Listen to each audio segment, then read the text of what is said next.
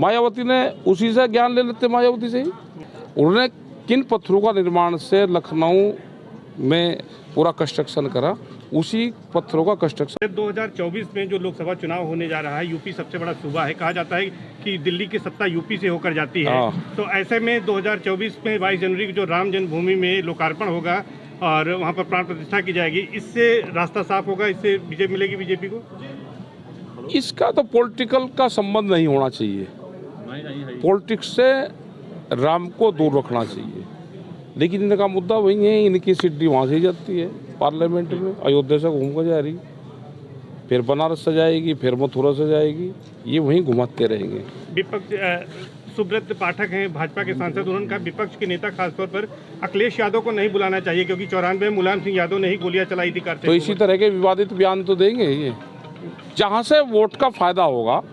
हर political आदमी vote उसको कैसे मिलेगी, अगर ये बयान देने से उनको वोट मिलेगी तो ये बयान देते रहेंगे। अच्छा, राकेश टिकैत किसानों के नेता हैं, हरा रंग का झंडा है, हरे रंग का गमछा है, लेकिन आज केसरिया पहन रखा है। ना हम तो नहीं, भगवा किसका है पहले ही बताओ आप, भगवा है किसका पहले ही बताओ।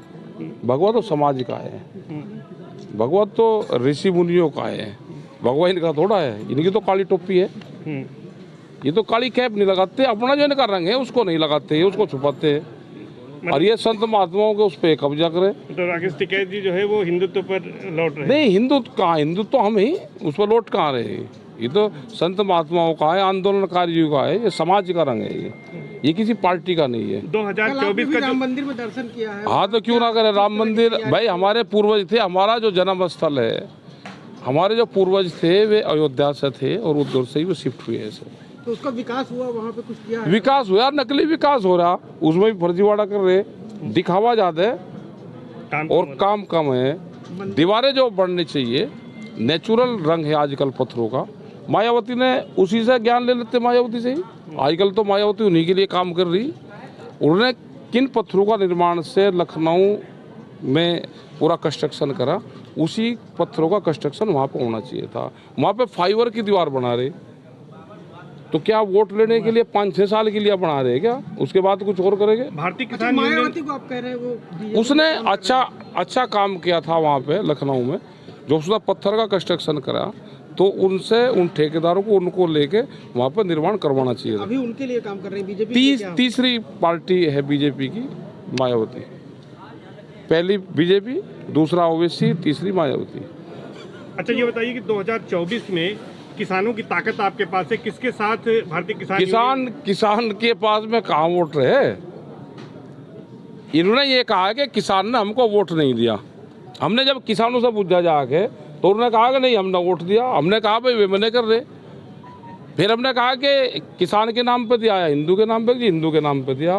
तो फिर किसान पे कहाँ वोट है। किसान का तो आंदोलन है, आंदोलन अगर ठीक रहेगा तो ये किसान बचेगा। 24 में किसान कहाँ जा रहा है? ये बीजेपी फर्जीवाड़ा करेंगे, ये सब इनके मंत्र है इनके पास में, उन मंत्रों को मारेंगे। ये झाड़ फूंक करके दूसरी पार्टी के लोगों को तोड़ेंगे, अपने में शामिल करेंगे, कुछ उन्हीं पार्टी में रह के इनके लिए काम करेंगे। अच्छा, चौधरी चरण सिंह की आज जो है उनकी जयंती है। हाँ, और योगी जी ने उस पर कार्यक्रम किया है, छुट्टी घोषित की है। वो तो पहले से नहीं, ऐसे नहीं है ना। चौधरी चरण सिंह जी जाट थे, वो किसानों के नेता थे, यादव भी उन्होंने मानते थे और सब लोग उनको मानते थे। किसानों के लिए, गांव के लिए, गरीब के लिए उन्होंने काम करा। और योगी जी ने छुट्टी नहीं करी, छुट्टी उनके प्रोग्राम पर पहले से होती आई।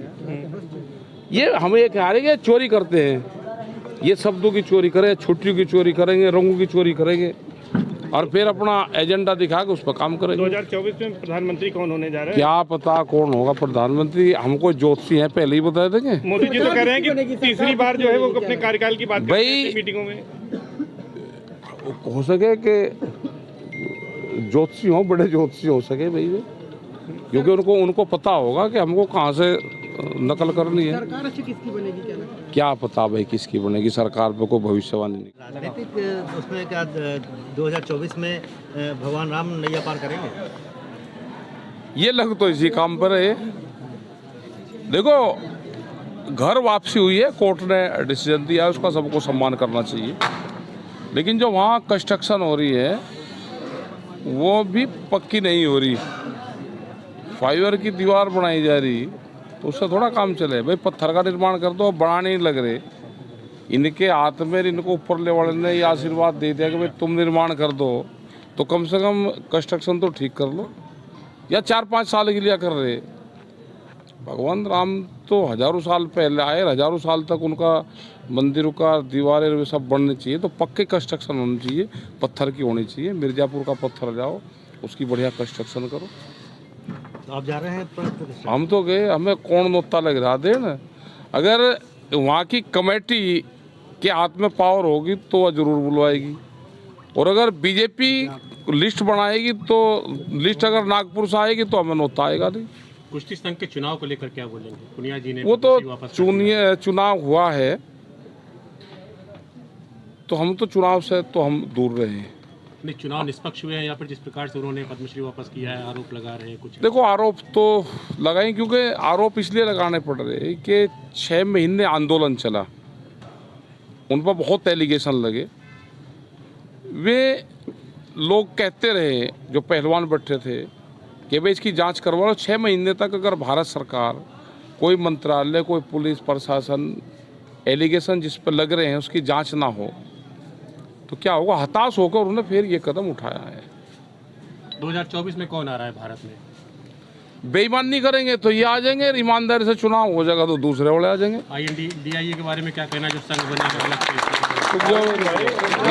प्रधानमंत्री जी को चुनौती देने के लिए लोकसभा चुनाव में गठबंधन जो बना है, और बन जान दो गठबंधन, तो ये भी कर रहे हैं, दूसरे वाले भी कर रहे हैं। जिसकी जहाँ पे तालमेल लग जाए गठबंधन तो कर ही ले। देश में प्रधानमंत्री किसको बनना चाहिए 2024 में? और जिसको देश की जनता चुन कर दे देगी उसको बन आपके जाना। हिसाब से किसको होना चाहिए? हमारे हिसाब से हम तो अपना जिसकी वोट देंगे दे लेंगे। हमारे हिसाब से क्या है, देखो, ये देश बचेगा आंदोलन से। अगर देश में आंदोलन मजबूत होंगे तो देश बचेगा, और आंदोलन मजबूत नहीं होंगे, जिस क्षेत्र में कमजोर आंदोलन होगा उस क्षेत्र की जमीन जाएगी, अधिग्रहण में जाएगी, दान पात्र में जाएगी। जैसे छत्तीसगढ़ की जमीन दान में लिखवा रहे हुए, आदिवासी की जमीन है, जंगल काटे जा रहे और दान में जमीन लिखवाई जा रही।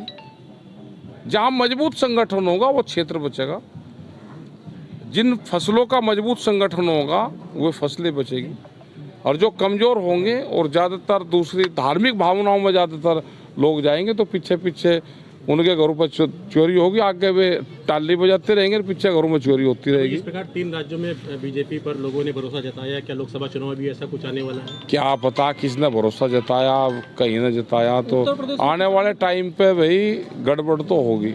सरकार किसानों के हित में काम करी है सर? नहीं कर रही, कौन कह रहा है? कागजों में तो कर रही। किसानों की स्थिति बताइए यूपी में, जैसे आप देख रहे हैं उनके सरकार क्या कर रही है, किस तरह से किसानों को? देखो, किसानों की हालात खराब है, देश में गांव के मजदूरों की हालात भी खराब है। गांव की स्थिति ठीक नहीं है, उनकी ज़मीनें जा रही, बहुत स्पीड से ज़मीन जा रही। किसान और ज़्यादा कर्जे में जाएगा। ये सरकारों की प्लान है कि किसानों को कर्जा दो, कर्जे के बदले उनकी ज़मीन लो, ये एक प्लान उनका चल रहा है। राम मंदिर की प्राण प्रतिष्ठा में भाजपा नेता ने सपा के लोगों को वहाँ पर जाने पर रोक लगाने की मांग की है। तो सारे विवादित बयान देंगे ही ना इसी तरह के, भाई जिससे विवाद खड़ा हो तो ऐसे ही बयान देंगे। क्या राम बीजेपी का था क्या? भाई राम की मेंबरशिप दिखा दो, वे बीजेपी के थे क्या उस टाइम पे? ये थे क्या? राम तो सबके हैं।